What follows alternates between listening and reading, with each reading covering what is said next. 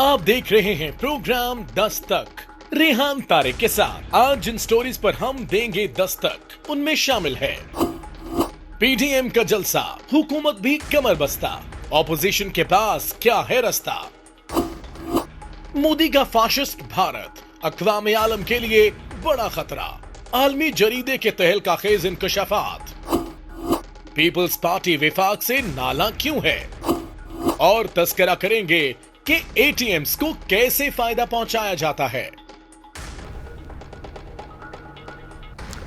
अस्सलाम वालेकुम, मैं हूं रेहान तारिक और आप देख रहे हैं दस्तक। पीडीएम के पहले जलसे में अब 7 रोज बाकी रह गए और जूजू जलसे की तारीख करीब आती चली जा रही है। हुकूमत के रवैये में भी एक सख्ती सी देखी जा रही है। मुस्लिम लीग की क़यादत के खिलाफ कार्रवाइयों में भी तेजी दिखाई दे रही है। नैब ने साबिक वजीर आजम नवाज शरीफ का पासपोर्ट और शनाख्ती कार्ड यानी जो सफरी दस्तावेजात हैं वो मनसूख करने की सिफारिश कर दी है।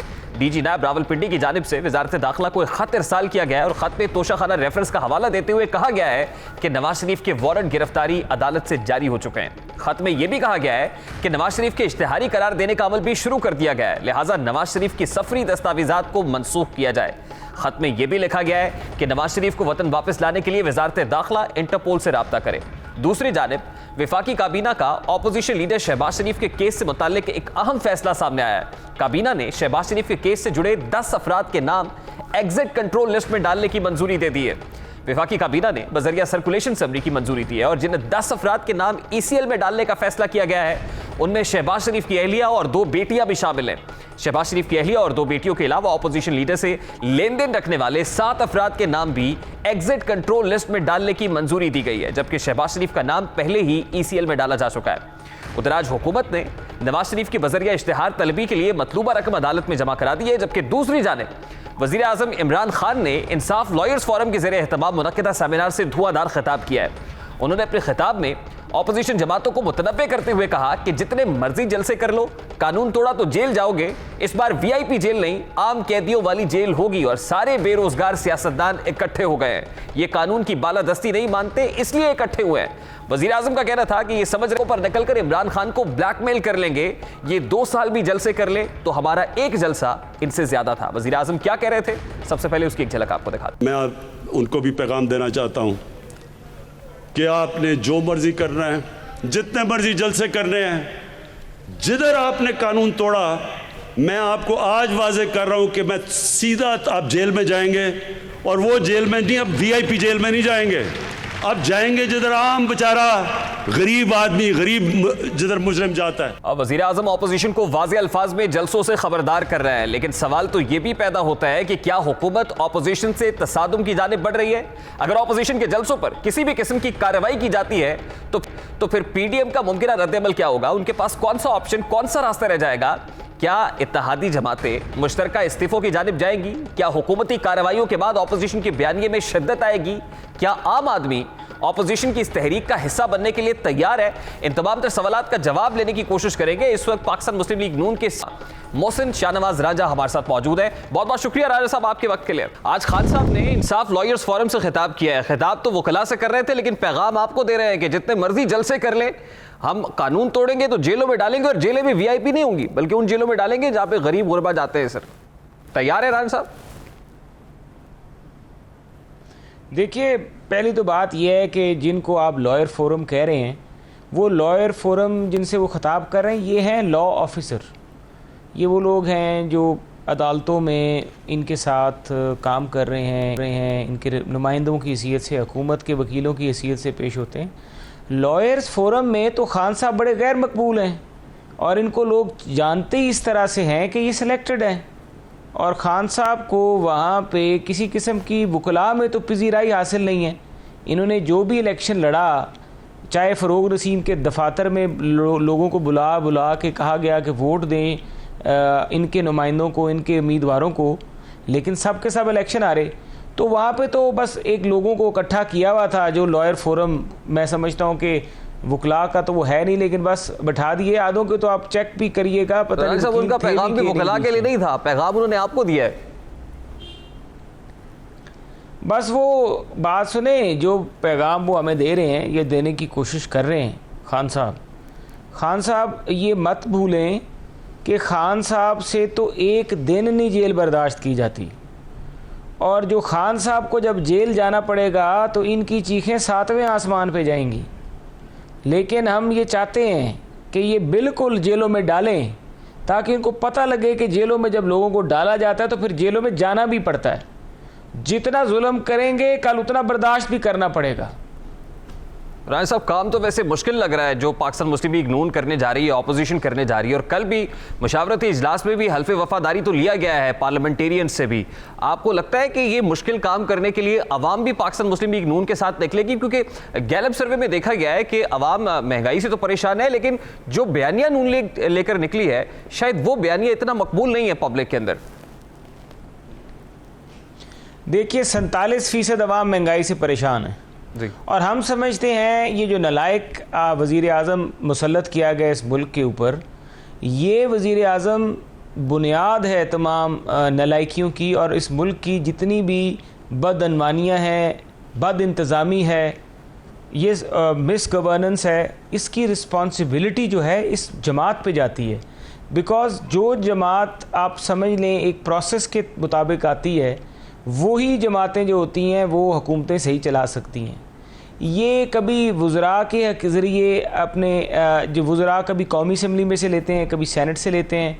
जब सेनेट कौमी असम्बली नाकाम हो जाता है तो फिर ये बाहर बैठे हुए लोगों को लेते हैं। जब वो बाहर बैठे हुए पाकिस्तानी शहरी नाकाम हो जाते हैं तो फिर ये बाहर जाके दूसरे मुल्क के जो शहरी हैं उनको अपनी काबीना में शामिल कर लेते हैं। जितने भी तजर्बात इन्होंने किए हैं वो सारे के सारे तजर्बात इनके नाकाम हुए हैं। तो ये हुकूमत जो है इस मुल्क के अवाम के मसाइल की रूट कॉज है। देखिए ये वाहिद हुकूमत है, 2 दफ़ा ये यूक्रेन से और रूस से गंदम मंगा चुके हैं, लेकिन अभी तक पाकिस्तान में गंदम का बहरान हल नहीं हो रहा। किसान काश्तकार जो है वो अपने लिए फसल नहीं लगा पा रहा। काश्तकार जो है वो देखें, अगर काश्तकार को तो उसको खाद मुहैया नहीं है, 4000 की DAP के बोरी हो गई है। वो बेचारा कहाँ से अपनी गंदम की बिजाई का मौसम है, हार्वेस्टिंग का मौसम है, वो कहाँ से पैसे लेकर और इतनी महंगी गंदम काश्त करे। डीजल की कीमत आसमान पे चली गई, बिजली के यूनिट ऊपर चले गए, खाद महंगी हो गई। यकीन मानिए कि 2 साल बाद पाकिस्तान में काश्तकारी करना नामुमकिन हो जाएगा। और इसी तरह तमाम कारोबारी तबके हैं जो मुतासर हो चुके हैं। पाकिस्तान मुस्लिम लीग नून पंजाब से अपनी तहरीक का आगाज करने जा रही है। पाकिस्तान मुस्लिम लीग नून पंजाब से कर रही है, और पंजाब की अगर आप हिस्ट्री को देखें तो उसमें जो अदलिया बहाली तहरीक है, one of the biggest movement जिसका जिक्र किया जाता है, और खान साहब ने भी आज अदलिया बहाली तहरीक की बात की। वो कह रहे हैं कि अगर हमारी तहरीक थी या फिर अदलिया को रिस्टोर करने के हवाले से मूवमेंट थी, उसका कोई नजरिया था। इस वक्त ऑपोजिशन की इस तहरीक का नजरिया कोई नहीं है, सिर्फ करप्शन बचाओ मुहिम है। देखिए इस तहरीक का बहुत बड़ा नज़रिया है। इस तहरीक का जो सबसे बड़ा नज़रिया है वो है पाकिस्तान के आइन की बालादस्ती। अब इमरान खान माने या ना माने, गैर आइनी इक़दामात जब से वो आए हुए हैं उन्होंने आइन की कोई एहतराम नहीं किया। मैं आपको 10 ऐसे इंसिडेंट्स गिनवा सकता हूँ, मेरी उंगलियों पे हैं, जो कि उन्होंने गैर आइनी किए हैं और जो तारीख़ में रिकॉर्ड हो चुके हैं। आज नहीं तो कल ये इनको जवाबदेह होना पड़ेगा। तो ये आइन की बालादस्ती की तहरीक है, और इसके बीच में जो पाकिस्तान के शहरी जो हैं उनके बुनियादी हकूक़ जो हैं, जिसके बीच में उनकी माशी खुशहाली जो है वो बहुत बड़ा हक़ है उनका, उनको वो हक़ दिलवाने की बात है, आज़ादी इज़हार की बात है, कानून व इंसाफ की बात है, नाइंसाफ़ी के ख़िलाफ़ जंग की बात है। ये सब चीज़ें हैं जो पाकिस्तान का आइन 1973 का दस्तूर जो है पाकिस्तान की आवाम को मुहैया करता है। और ये जो निज़ाम है इसके विक्टिम्स हमारी पार्टियों में बैठे हुए हमारे कायदीन भी हैं, हमारे कोलीग्स भी हैं, सब इसके विक्टिम्स हैं, और पाकिस्तान की आवाम भी इस सिस्टम की, इस निज़ाम की विक्टिम है। तो हमें यकीन है इंशाअल्लाह ताला ये जलसा जो होगा, और ये जलसा PDM का हो रहा है, पाकिस्तान डेमोक्रेटिक मूवमेंट। अगर आप नाम देखें, इसका नाम है डेमोक्रेटिक मूवमेंट। ये डेमोक्रेसी की जंग होगी। लेकिन राज साहब, ये एक लिटमस टेस्ट जरूर होगा जो 16 अक्टूबर को जलसा गुजरावाला में हो रहा है, उसमें पता चलेगा कि क्या आम पब्लिक निकलती है, आम लोग निकलते हैं, या फिर चंद जमातें होती हैं, उनके वर्कर्स होते हैं, कारकुनान होते हैं, वो निकलते हैं। तो लिटमस टेस्ट तो जरूर होगा। आप ये समझ रहे हैं कि आम पब्लिक निकलेगी और एक मोमेंटम बिल्डअप हो सकेगा और फिर पूरे पाकिस्तान में ये तहरीक चलेगी? Is it possible? देखिए पाकिस्तान की आवाम इस वक्त इतनी ज़्यादा तंग है 2 वक्त की रोटी से, कि उनको 2 वक्त की रोटी जो नवाला उनके मुंह में जा रहा था, वो नवाला इस हुकूमत ने छीन लिया है। लोगों को मसीहा चाहिए। लोग देख रहे हैं कि कोई तो हो जो बोले, हमारे हक की आवाज़ उठाए। काश्तकार देख रहे हैं, सनतकार देख रहे हैं, मुलाजिम पेशा। अगले दिन आपने देखा पार्लियामेंट के सामने कितना बड़ा जलसा हुआ, कितनी हज़ारों की तादाद में जिनको करोड़ों नौकरियां देने का वादा किया था, वो लाखों लोग बेरोजगार होकर पार्लियामेंट के दरवाजे के आगे बैठे हुए थे। अगर हुकूमत आपको रोकती है, ये जैसे खान सब साहब कह रहे हैं तबकात कि खुदा ना खास्ता कोई लाठी चार्ज होता है या कोई मूवमेंट ऐसी बनती है, उसकी काउंटर स्ट्रैटेजी हुकूमत की तरफ से सामने आती है और जारहाना होती है, तो फिर आप क्या करेंगे? आपकी क़यादत तो तैयार है, लेकिन पब्लिक को सिक्योर करने के लिए फिर कैसे लेके चलेंगे इसको? देखिए, हम कानून और आइन के बीच में रहते हुए, हमारा जो आर्टिकल 6 पाकिस्तान के दस्तूर का जो आर्टिकल 6 है, वो हमारा असेंबली का राइट है। हम असेंबली कर सकते हैं, हम जलसा कर सकते हैं कानूनी तरीके पे। अगर हमारे कानूनी और आइनी इख्तियार के बीच में ये हुकूमत रुकावट पैदा करेगी और किसी किस्म का जानी और माली नुकसान हुआ तो हुकूमत जिम्मेदार होगी। जैसे कल ख्वाजा आसिफ साहब ने कहा कि 85 पार्लियामेंटेरियंस जो है वो तैयार होंगे मियाँ साहब के इशारे के ऊपर कि अपना रिजाइन सामने रख दें, तो राना साहब आपका इस्तीफा भी तैयार होगा। किस मौके पे आप ये समझेंगे कि इस्तीफा जो है अब सबमिट कर देना चाहिए? मेरा इस्तीफा सबसे पहले आएगा। आप कहते हैं तैयार होगा, ठीक है, तो आपको लगता है कि आप इस्तीफा दे देंगे, उसके बाद पाकिस्तान तहरीक इंसाफ तो तैयार है कि इलेक्शन करा लेगी, फिर बाई इलेक्शन, तो क्या दीगर पार्टीज भी मिलकर, जिसमें पाकिस्तान पीपल्स पार्टी है, दीगर जमातें हैं, वो भी तैयार हो जाएंगी नून लीग के साथ कि हम भी रिजाइन देते हैं? देखिए, ये तो पार्टी पीडीएम के साथ एक फ़ैसला होगा, ये सब जमातों का मुश्तरका फ़ैसला होगा और उसके बाद ये फैसला किया जाएगा। बहरहाल हमारे इस्तीफे तैयार हैं, मियाँ नवाज शरीफ साहब कहेंगे हम अपने इस्तीफे पेश करेंगे। लेकिन दीगर जमातों का पता कोई नहीं है सर। देखिए, हम पीडीएम में हैं, पीडीएम जो भी फैसला करेगी मिल के करेगी, हमारा एक अपना इनफरादी फैसला नहीं होगा। वो तो उन्होंने ख्वाजा साहब ने कल एक अपनी पार्टी मीटिंग के बाद बात की। देखिए, आज हमें एहसास होता है कि शायद मौलाना फजलुर रहमान साहब ने जो बात 2018 के इंतखाबात के फ़ौरन बात की थी, हमें वो बात मान लेनी चाहिए थी। हमें इस पार्लियामान का और इस अमल का हिस्सा ही नहीं बनना चाहिए था।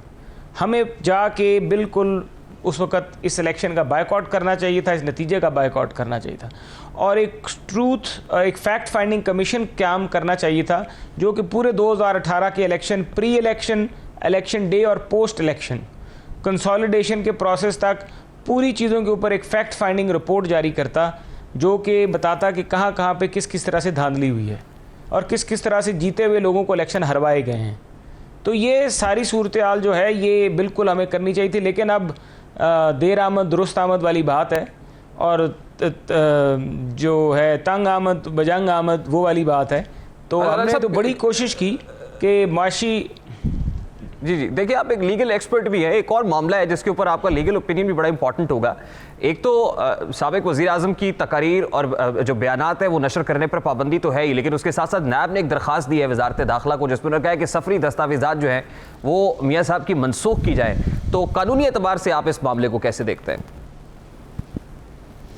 देखिए, जब तक मियाँ नवाज शरीफ साहब के ख़िलाफ़ जितने भी फ़ैसले हैं वो फाइनलिटी गेन नहीं कर जाते, और जब वो फाइनलिटी गेन कर जाएंगे तो उसके बाद ये बातें होंगी नैब वाली और ये सब चीज़ें। अभी तो उनके केस अपील्स चल रही हैं और उसमें प्रोक्लेम्ड ऑफेंडर अगर उनको बना भी दिया गया है तो फिर भी उनका जो प्लीडर है वो प्लीड करेगा और मुकदमा अदालत देखेगी कानून के मुताबिक कि वो बेगुनाह हैं या जो भी उनका रोल है। कई ऐसे फैसले, हाई कोर्ट का भी फैसला है जहाँ पे लिखा गया है कि अगर कोई बंदा प्रोक्लेम्ड ऑफेंडर भी है लेकिन उसका जो राइट है बोलने का या अपनी सफाई पेश करने का। देखिए, हमारे मुल्क में तो एक रवायत है पॉलिटिकल विक्टिमाइजेशन। तो पॉलिटिकल विक्टिमाइजेशन के बाद आप एक सियासी तौर पे आपको इंतकामी कार्रवाई का बनाया जजमेंट्स को लेके आप कैमरा के फैसले के खिलाफ कहीं पर अपील भी करेंगे? फिर ये तो आपको करना चाहिए भाई, ये आप लोग मुहाफ़िज़ हैं आज़ादी राय के, हमसे ज़्यादा आप लोग मुहाफ़िज़ हैं। आपका राइट जा रहा है, आपका कैमरा बंद हुआ है, आपकी नशरियात बंद हुई हैं, आपकी ब्रॉडकास्टिंग बंद हुई है। आप लोगों को जाना चाहिए, आप लोगों को कल आने वाले वक्त में सब पे पाबंदियां लगेंगी। ठीक है, बहुत बहुत शुक्रिया राना साहब आपके वक्त के लिए। पाकिस्तान मुस्लिम लीग नून के सीनियर रहनुमा मोहसिन शाहनवाज राजा हमारे साथ मौजूद थे। गुफ्तगू आपने सुनी है। वज़ीर आज़म पाकिस्तान इमरान खान ऑपोजिशन जमातों के जलसों को तो कानून की खिलाफ वर्जी करार दे रहे हैं। उनकी नज़र में जलसे और एहतजाज के जरिए अमन व अमान खराब होगा, कानून तोड़ने की सूरत में क़यादत के खिलाफ कार्रवाई की जाएगी। लेकिन जब वज़ीर आज़म इसी तरह इत्तेहादी जमातों के साथ मिलकर उस वक्त की हुकूमत के खिलाफ सड़कों पर निकले थे, उनके और उनके इत्तेहादियों के लहजे अवाम को रहे थे। उस वक्त जो क़यादत निकली थी, सड़कों पर थी, किस तरह कारकुनान को मुश्तिल करती हुई दिखाई दी, उसकी एक झलक आपको दिखाते हैं। जो भी रुकावट है पाकिस्तानियों, जो रुकावट है आपके सामने, रुकावटें हटाओ, कंटेनर हटाओ। पुलिस अगर खड़ी है और गैर कानूनी काम कर रही है, आपको अगर रोक रही है एक पुरअमन एहतजाज पे, पुलिस को आगे से हटा दो। पार्लियामेंट मीटिंग से इस सदन को, इस प्राइम मिनिस्टर को, इस निजाम को गिरा दे। कमीने, बदनाम, मारो, मार दो, जलाओ, गिराओ, सारे मुल्क में आग लगा। इस पुरअमन धरने को अब अल्लाह के नाम पर मुंतकिल करते हैं in front of prime minister house. अब सवाल पैदा होता है कि इस्लामाबाद धरने के दौरान की तकारीर अगर अमन व अमान के लिए खतरा नहीं थी तो फिर ऑपोजिशन की मौजूदा तहरीक कैसे खतरा है? अगर उस वक्त की हुकूमत ने ऑपोजिशन को एहतजाज का मौका दिया था तो इस वक्त पीटीआई का रवैया जारहाना क्यों है? वजीर आजम तो ऑपोजिशन जमातों को कंटेनर देने का वादा कर चुके हैं, मगर अब जबकि ऑपोजिशन सड़कों पर आने को तैयार है तो फिर कार्रवाई की धमकी क्यों दी जा रही है? ऐसे सवाल आते हैं और इन सवालों का जवाब जानने की कोशिश करेंगे। इस वक्त पाकिस्तान तहरीक इंसाफ के रहनुमा नदीम कुरैशी हमारे साथ मौजूद हैं। बहुत बहुत शुक्रिया नदीम कुरैशी साहब आपके वक्त के लिए। सबसे पहले तो बड़ा सादा सा सवाल है, 16 अक्टूबर को पीडीएम अपना पहला जलसा करने जा रही है, गुजरावाला से आगाज हो रहा है, यानी पंजाब में पहला जलसा होगा। पंजाब में पीडीएम के इस जलसे को, इन रैलियों को काउंटर करने के लिए पाकिस्तान तहरीक इंसाफ के पास क्या ऑप्शन मौजूद है? बिस्मिल्लाहिर्रहमानिर्रहीम। सबसे पहले तो आप ये देखेंगे जो माल रोड पे रैली निकाली गई शहबाज शरीफ साहब की, उस गिरफ्तारी के खिलाफ जिसमें उन्होंने गिरफ्तारी की बजाय अपनी बेल खुद वापस ली, उस पर लाहौर ने क्या रिस्पॉन्ड किया? ऑलमोस्ट 33 या 34 यहाँ अरकान असम्बली है लाहौर से, 1000 लोग इकट्ठे नहीं हुए। पंजाब वही करेगा जो पंजाब के साथ इन्होंने किया। मैं समझता हूँ पाकिस्तान की आवाम के सामने चीज़ें डे बाई डे एक्सपोज हो रही हैं। हम इनसे पूछते हैं कि आप इन टीटीज का जवाब तो दें। जो शहबाज शरीफ साहब की 14 कंपनी से बिलियन रुपीज़ की जो उनको आमद हुई, एक आंसर नहीं है जी, एक आंसर नहीं है। तो पंजाब की आवाम भी अभी सवाल करती है, आप भी इधर हैं मैं भी इधर हूँ। आप देखेंगे कि गुजरांवाला के लोग इन्हें मुस्तरद करेंगे। अब जो इनका ड्रॉप सीन होना है वो इसलिए यहाँ पंजाब से होना है कि पंजाब के लोगों को इन्होंने 35 साल अकोपाई किए रखा, हॉस्टेज बनाए रखा, अपनी जाती अना की भेंट चढ़ाया। चीजें जैसे जैसे ओपन होती है लोग फिर क्वेश्चंस करते हैं। पाकिस्तान तहरीक इंसाफ खुसूसन पंजाब हुकूमत कैसे काउंटर करेगी? पाकिस्तान मुस्लिम लीग नून हो या पीडीएम की दीगर? देखिए हमने जो कुछ करना है, हमने अपने काम को जारी और सारी रखना है। हमारा अपना एक सिस्टम है। पाकिस्तान तहरीक इंसाफ की शुरू दिन से पॉलिसी थी कि हमें अंदाजा था। आपसे इसलिए पूछ रहा हूं कि आज लॉयर्स फोरम से इमरान खान साहब ने खिताब करते हुए कहा है कि कहीं पर कोई मामला होगा तो हम इनको जेलों में डालेंगे, और जेलें वो नहीं होगी जो वीआईपी की जेलें होती है, बल्कि गरीब लोगों की जेलों में जाएंगे। तो क्या कोई प्लान पंजाब हुकूमत ने अपनी सतह पर बना रखा है? देखिए, पहली बात, डेमोक्रेटिक तौर पर किसी भी शख्स को एहतजाज का हक है। दो चीज़ें अब हमने देखनी है। एक, कोविड की जो सूरत हाल, जिस तरह से कोविड के कोरोना केसेस के रेट्स बढ़ रहे हैं पिछले 3, 4, 5 रोज़ से। एक, हमने उस फ्लैश को भी देखना है कि खुदा ना खास्ता जिस मुसीबत से अल्लाह ताला ने अपने फजल करम से और हुकूमती पॉलिसियों से, आप मीडिया के दोस्तों की अवेयरनेस कैंपेन से पाकिस्तानी कौम को महफूज रखा, क्या हम दोबारा तो उस फ्लैश का हिस्सा नहीं बन जाएंगे? सेकंड, हमने ये देखना है कि क्या ये हमारे दोस्त, आपको ये खदशा है कि ऑपोजिशन के जलसों से कोरोना फैल सकता है? मैं अपोजिशन के जलसों से नहीं, किसी भी क्राउड को हम ये अलाउ नहीं कर सकते कि वो इस माहौल को, अगर स्कूल्स के हवाले से सूरत इतनी पैनिक है। नदीम कुरैशी, मेरा बड़ा सादा सा सवाल है, कल लियाकत बाग में पाकिस्तान तहरीक इंसाफ क्या करने जा रही है रावलपिंडी में? देखिए, मैं आपको एक अर्ज कर रहा हूँ, तमाम चीज़ें जो होंगी एसओपीज के एन मुताबिक होंगी। मैं आपको बार बार दोहरा रहा हूं, कल रावलपिंडी के लियाकत बाग में पाकिस्तान तहरीक इंसाफ क्या करने जा रही है? मेरा सवाल बड़ा सादा है। देखिए, पाकिस्तान तहरीक इंसाफ के जो वहां ओहदेदारान हैं उनकी ओथ सेरेमनी है। आप एक बात ऐसे ही है, अगर पाकिस्तान तहरीक इंसाफ करे तो ठीक है, ऑपोजिशन करे तो गलत है। हम अगर जलसा पाकिस्तान तहरीक इंसाफ का हो तो एसओपीज के मुताबिक होगा, ऑपोजिशन हो तो उससे कोरोना फैलता है। अच्छा जी, अपोजिशन अगर पाकिस्तान तहरीक इंसाफ को कोई बयान दे वो ठीक है, अगर ऑपोजिशन जमातें बयान देती तो वो गलत है। मैं आपको पाकिस्तान तहरीक इंसाफ के 126 रोज के धरने के अंदर कंटेनर से क्या स्टेटमेंट्स दिए जाते थे वो भी सुनवा सकता हूं, मैंने अपने व्यूअर्स को सामने रखे हैं, जिसमें शेख रशीद साहब जो आपके इत्तेहादी हैं, जो बड़े अहम वजीर हैं हुकूमत के, वो कहते थे कि जला दो, मार दो, मर जाओ, इस तरह के स्टेटमेंट्स आते थे कंटेनर से। तो अगर ऑपोजिशन की तरफ से तो अभी ऐसे स्टेटमेंट्स नहीं आ रहे, लेकिन फिर भी हुकूमत ये समझती है कि इनको जेलों में डालेंगे। आपका शोला बयान और बातिल शिकन का खिताब अगर इजाजत दे, उस धरने के बाद पाकिस्तान में, मैं अपने सवाल का जवाब चाहता हूं, पाकिस्तान में उस धरने के बाद इलेक्शन हुए, जमहूरियत में अवाम की राय को सबसे ज्यादा अहमियत दी जाती है। पाकिस्तान की अवाम ने 2018 के इलेक्शन में इंडोर्स किया कि इमरान खान ने अपने धरने में अपनी पूरे प्रोटेस्ट में जो पॉइंट्स उठाए थे, पाकिस्तान की आवाम ने उसको इंडोर्स किया, उसका सबसे बड़ा जवाब यही है। पीटीवी हमला केस भूल गया।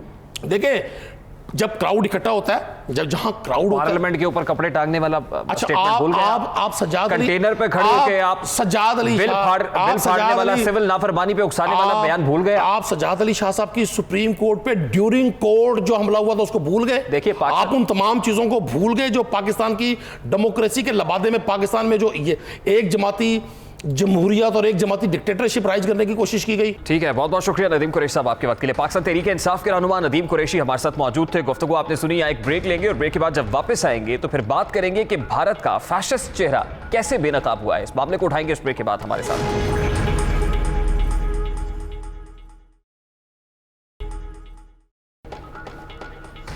Welcome back. आज पूरी दुनिया के सामने भारत का फैशिस्ट चेहरा बेनकाब हो गया है। अमरीकी जरीदे फॉरेन पॉलिसी ने दहशतगर्दी के हवाले से एक तहलका खेज इंकशाफ किया और इंकशाफ करते हुए भारतीय दहशतगर्दी का चेहरा दुनिया के सामने बेनकाब कर दिया है। जरीदे ने आलमी दहशतगर्दी में भारत को सरे फहरिस्त रखते हुए भारत और दाइश के आपस में रवाबित का पर्दा चाक कर दिया है। फॉरेन पॉलिसी ने भारत और दाइश के गठजोड़ को आलमी अमन के लिए इंतहाई खतरनाक करार दिया है। जरीदे की रिपोर्ट में भारत की इंतहा पसंद पॉलिसी को तबाहकुन करार दिया गया है। न सिर्फ खित्ते के लिए बल्कि आलमी अमन के लिए भी तबाहकुन है। भारतीय दहशतगर्दी की दास्तानें तारीखी तौर पर दुनिया की नजरों से ओझल रही हैं। फॉरेन पॉलिसी ने खबरदार किया है कि अगर भारत की इंतहा पसंदाना पॉलिसी का नोटिस ना लिया गया तो उसके दूररस असरात होंगे। अमरीकी जरीदे का कहना है कि मुख्तलिफ ममालिक में दहशतगर्द हमलों और नई लहर में भारतीय सरपरस्ती एक नया मोड़ ले रही है और अगस्त में दाइश के जलालाबाद जेल पर हमले ने इस उभरते हुए खतरे को बढ़ा दिया है। फॉरेन पॉलिसी के मुताबिक दाइश और भारतीय गठजोड़ ने 2019 में श्रीलंका में ईस्टर पर बम धमाके किए। इसी गठजोड़ ने 2017 में तुर्की में क्लब पर हमला किया, न्यूयॉर्क और स्टॉकहोम में हमले किए और इन हमलों की मंसूबाबंदी में भारतीय हाथ इंतहाई परेशान कुन है। फॉरेन पॉलिसी मैगजीन ने भारत को इंतहा पसंद नजरियात के फरोग की जड़ और बुनियाद करार देते हुए कहा है कि भारत का दहशतगर्दी में मुलव्विस होना कोई नई बात नहीं है।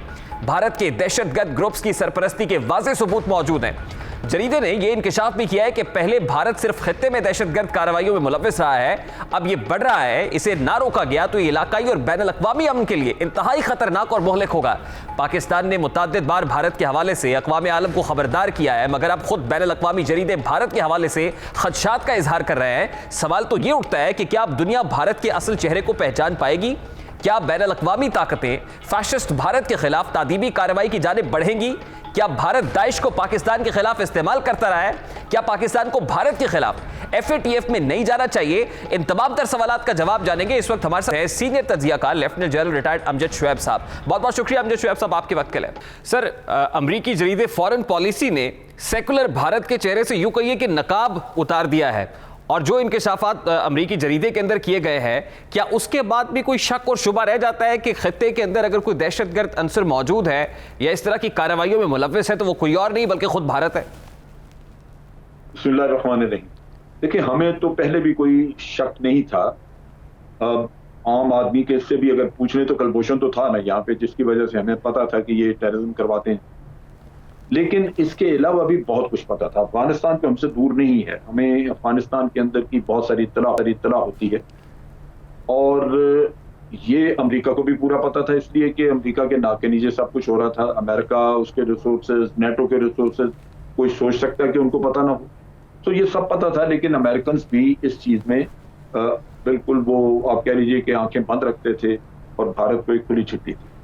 वहां पे सूरत हाल ये थी कि खास तौर पे इन्होंने दाइश को पकड़ा और दाइश इसलिए कि इन्होंने ये महसूस किया कि एक तो दाइश जो है वो बड़ी वहशियाना उनका रवैया है और कत्ल गारत बड़ी करते हैं।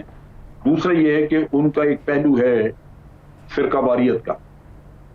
चुनाचे उसमें आसानी ये है कि अगर आप फिरकावारियत किसी मुल्क में फैलाना चाहें तो आप माइनॉरिटी फिरके के लोग कत्ल करवा दें और उसके बाद वहां पे मुनाफरत फैलनी शुरू हो जाएगी। आपको याद होगा कि कोयटा में हजारा लोगों का जो मसला बना इतना शदीद, वो इन्हीं का पैदा करता था और उसकी वजह से आपने देखा कि हजारा कम्युनिटी इतना, पहले तो उनका नुकसान बहुत हुआ, फिर वो मुतनफर हुए, पाकिस्तान में उन्होंने एहतजाज करने शुरू किए। ये सारा वहां का शाखसाना हुआ। ये कि इन्होंने हमने जब ऑपरेशन किया सवात में तो TTP वहां से भाग के जब गई यहाँ अफगानिस्तान तो वहां से इन्होंने एक ग्रोह लेके कुछ स्प्लिंटर ग्रुप्स को इकट्ठा करके उमर खालिद खुरासानी के नीचे इन्होंने एक खुरासान चैप्टर बनाया दाइश का, और उसको पाकिस्तान में इस्तेमाल करना शुरू किया। वो यहीं के टीटीपी के लोग थे, लिहाजा वो जानते थे, इलाका भी पता था, टेंटिकल्स भी मौजूद थे, दबा के दहशतगर्दी कोयटा में खास तौर पे जो हमारे जो लिंक्स डेवलप हो रहे हैं, ये डॉट्स आप कनेक्ट कर रहे हैं, इसका मतलब है कि रीजनल से, खित्ते से भी बढ़ के ये आलमी अमन के लिए भी खतरा है। जैसे जो नेक्सस दाइश का और भारत का जोड़ा जा रहा है, वो तो पूरे इंटरनेशनली जो है वो एक अलार्मिंग सिचुएशन है। ये this is something very dangerous. तो आपको नहीं लगता कि यूएन के अंदर हो या अमेरिका को खुद इस पर कोई एक्शन लेना चाहिए और इस वक्त बनता है कि वो इनिशिएटिव ले? ये अगर हम इस चीज को उठाते और इसके पीछे लगते तो शायद ये बात आगे चलती। इन्होंने अफगानिस्तान में एक और दाइश का ग्रुप बनाया जो अफगानियों पे मुश्तमिल था, सारे अफगानी थे और वो अफगानिस्तान में हमले करते थे। चुनाचे उनको टीटीपी के खिलाफ यूज कर, इनके अफगान तालिबान के खिलाफ यूज करते थे। अफगान तालिबान और लोकल दाइश के काफी झगड़े भी वहां पे हुए और इनको इन्होंने खूब इस्तेमाल किया अफगानिस्तान में बदअमनी रखने के लिए और पाकिस्तान में कत्ल गारत कराने के लिए। उमर खालिद खुरासानी वाला ग्रोह, खुरासान चैप्टर जैसे कहते थे, वो उन्होंने तैयार किया। अब इन हालात में आप अगर देखें तो पाकिस्तान ने तो बड़ा नुकसान उठाया, लेकिन पाकिस्तान की हुकूमत ने ये रोना नहीं रोया। यहाँ पे कुलभूषण का किस्सा जब आया तो हमें पता लगा कि मनी ट्रेल भी है जिसमें इतना पैसा कुलभूषण ने यहाँ बांटा। तो आप FATF में पिछले 2 साल से ख्वार हो रहे हैं, क्या हमारा फर्ज नहीं बनता था कि हम भारत को FATF में लेके जाएं? हमने नहीं किया। तो बात यह है कि भारत का चेहरा तो बदनुमा है।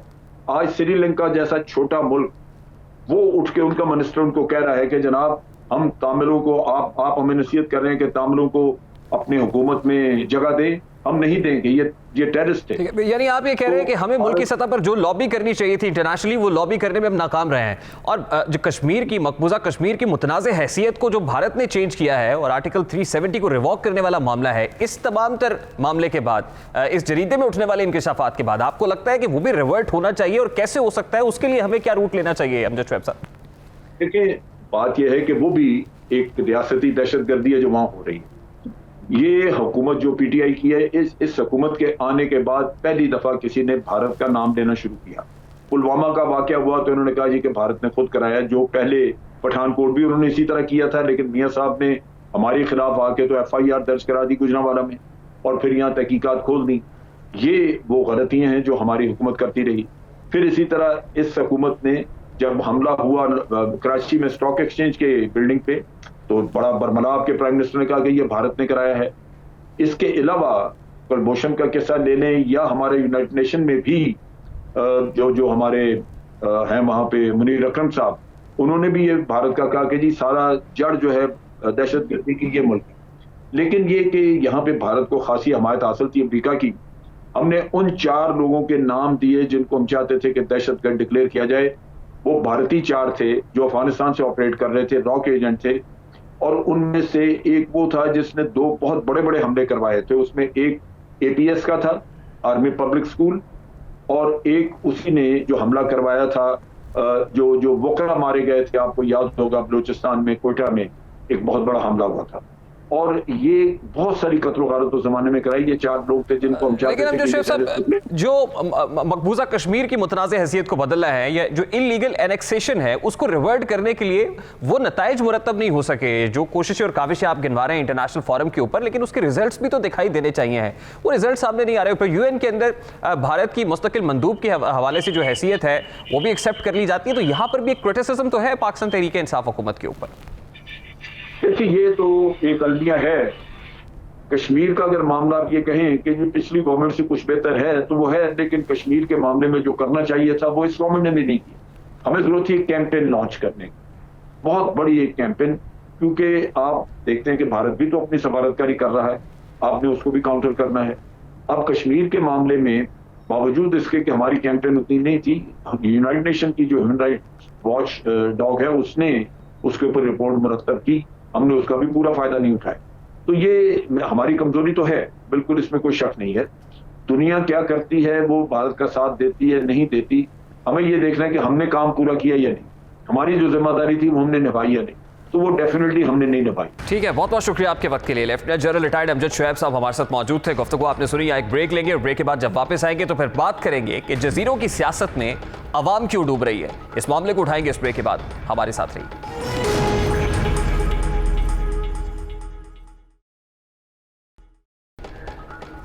Welcome back. हुकूमत एक जानिब लीगी रहनुमाओं के खिलाफ कार्रवाइयों में शिद्दत ला रही है तो दूसरी जानिब सिंध हुकूमत के साथ भी लफ्जी गोलाबारी जारी है। विफाक की जानिब से 2 जज़ायर को सरमायाकारी का गढ़ और बैनुल-अक़वामी सियाहती मकाम बनाने के लिए उनका कंट्रोल संभालने के इक़दाम पर सिंध की जानिब से सख्त तनकीद और इज़्तिराब का इजहार किया गया है।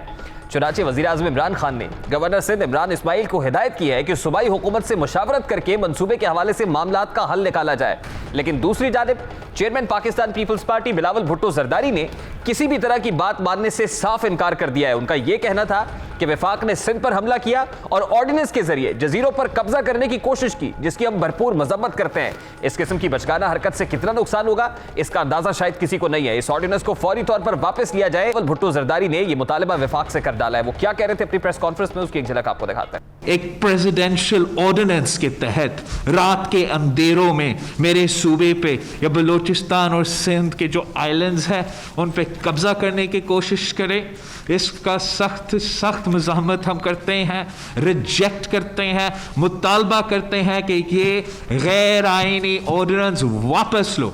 आज अब इस तरीके से कुछ आइलैंड्स को कब्जा कर रहे हो, कल आप उमरकोट को, बदीन को, खैरपुर को ऐसा कब्जा कर देंगे। बिलावल भुट्टो जरदारी वफाकी हुकूमत, सूबाई हुकूमत इस वक्त जज़ायर की सियासत में मसरूफ है। शहर कायद के मसाइल, कराची पैकेज के दावे, सूबाई हुकूमतों की खुद मुख्तारी के ऐलानात, सब चीज़ें कहीं गुमसी हो गई हैं। जज़ायर की सियासत में अवाम है कि डूब रहे हैं, जबकि उनके मसाइल को सियासी बयानबाजी और तिनकों की मानद ये तमाम तर बयानबाजियाँ बहा कर ले जा रही हैं। जज़ायर की सियासत और इल्ज़ामात पर इल्ज़ामात से शायद सियासी जमातों को तो कुछ फ़ायदा हो जाएगा, मगर अवाम को इसका कोई फ़ायदा होता हुआ दिखाई नहीं दे रहा है। इस अमर की है कि सियासी क़यादत अवामी मसाइल के लिए आगे बढ़े और मुख्तलिफ टुकड़ों में बटी हुई अवाम की टोलियों को एक कौम बनाने में जुट जाए। यही वक्त की ज़रूरत है और ज़रूरत है कि तमाम तर लोगों को इकट्ठा किया जाए, एक पेज पर लाया जाए और फिर से एक कौम की सूरत में अवामी इशूज़ को हल करके आगे बढ़ा जाए। यहाँ एक ब्रेक लेंगे और ब्रेक के बाद जब वापस आएंगे तो फिर बात करेंगे कि ATMs को कैसे फ़ायदा पहुँचाया जाता है। इस मामले को उठाएंगे इस ब्रेक के बाद हमारे साथ।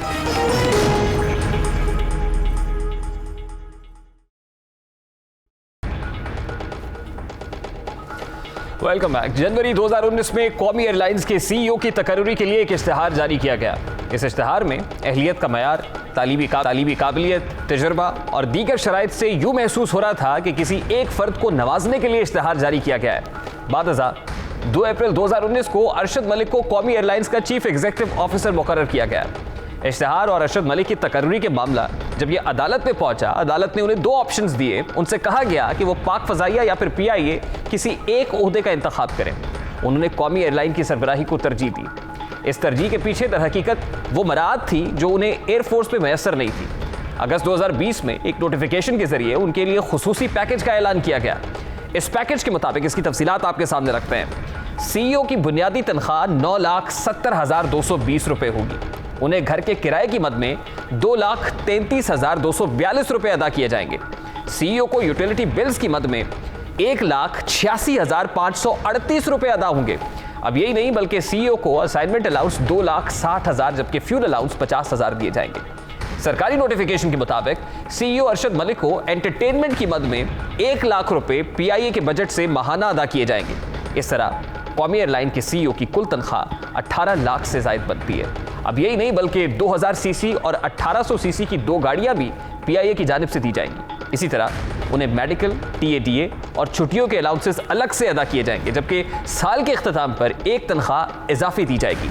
इतने बड़े पैकेज के बावजूद कौमी एयरलाइन के हालात बेहतर हुए हैं और ना ही PIA बाकमाल लोग और लाजवाब सर्विस का अमली नमूना पेश कर सकी है, बल्कि अब तो कौमी एयरलाइन के विरसे को भी औने पौने दामों फरोख्त करने की तैयारी की जा रही है। अब एक ऐसा ही तारीखी विरसा कौमी एयरलाइन के पास है जिसका इफ्तिताह आज से ठीक 96 बरस कबल 24 सितंबर 1924 को किया गया था, जिसको साबिक अमरीकी सदर के नाम पर बनाया गया था, जिसके वक्त गुजरने के साथ साथ मालिकान बदलते रहे, फिर यह विरसा पाकिस्तान का विरसा बन गया। जी आप बात हो रही है रूजवेल्ट होटल की, जिसे 31 अक्टूबर से मुकम्मल बंद कर देने का फैसला किया गया है। आज मैनहट्टन के कल्ब में वाक़े पाकिस्तानी मिल्कियत में मौजूद रूजवेल्ट होटल ने ऐलान किया है कि वो 31 अक्टूबर से मेहमानों के लिए अपने दरवाजे मुस्तकिल तौर पर बंद कर देगा।